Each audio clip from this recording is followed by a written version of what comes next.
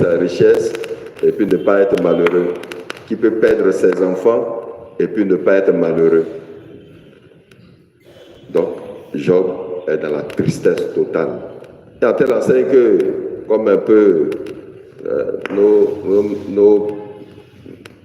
nos parents, quand ils sont très malades et qu'ils sentent que vraiment ça ne va pas, Job appelle la mort. Il dit c'était mieux qu'il meure en même temps.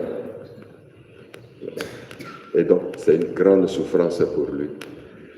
Et j'imagine que chacun de nous se met un peu à la place de Job et s'imagine, si je perdais mon petit bien, si je perdais mes enfants, qu'est-ce que j'allais faire? Qu'est-ce que j'allais devenir?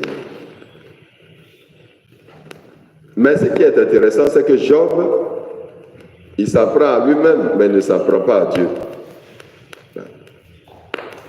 Il s'en prend à lui-même. Et il appelle sur lui.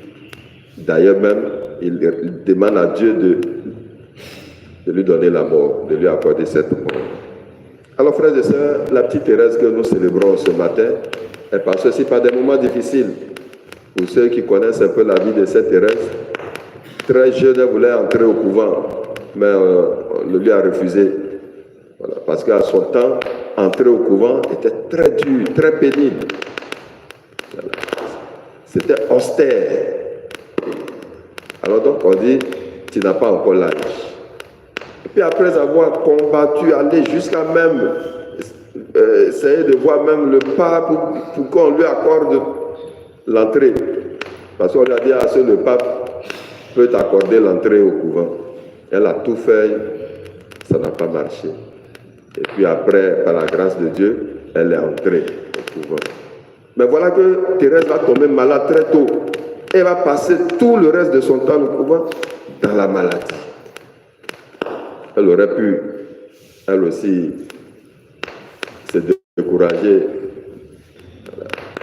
Elle aurait, elle aussi, demandé peut-être la mort comme Job.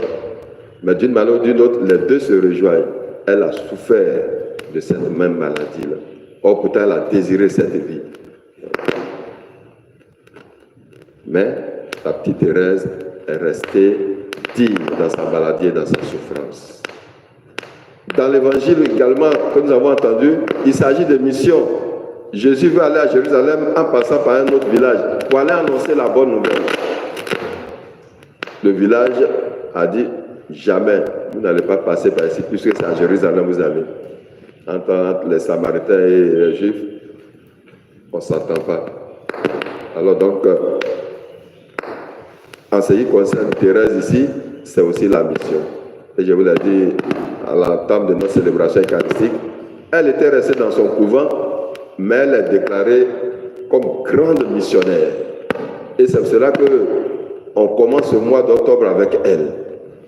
Parce que bien qu'elle était dans son monastère, d'où elle ne sortait pas, elle priait pour la mission. Elle priait pour le rachat des âmes. Elle priait pour tous ceux qui étaient envoyés en mission ailleurs, et qui sont dans la souffrance.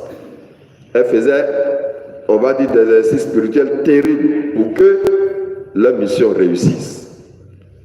Et c'est pour cela qu'elle est missionnaire par excellence. Sinon, on ne comprendrait pas comment quelqu'un qui peut être dans son couvent et être missionnaire en même temps. Mais Thérèse, c'était son cas. Voilà. Elle a prié pour la conversion de certains qui étaient condamnés à mort. Et avant leur condamnation, ils ont été convertis. Alors donc, elle est la patronne, une des patronnes de l'Europe et surtout de la France. Et elle est la première, elle est patronne des missions également. Alors donc, frères et sœurs, c'est cet exemple-là que l'Église nous donne ce matin. Digne dans la souffrance, capable de dépasser ses souffrances pour être toujours connecté à Dieu. Et nous aussi, en tant que chrétiens, nous aussi, nous traversons des périodes de souffrance. Mais il faut être capable de dépasser, comme Thérèse, ces souffrances pour rester toujours connecté à Jésus. Et puis, être missionnaire dans l'âme, comme elle a été.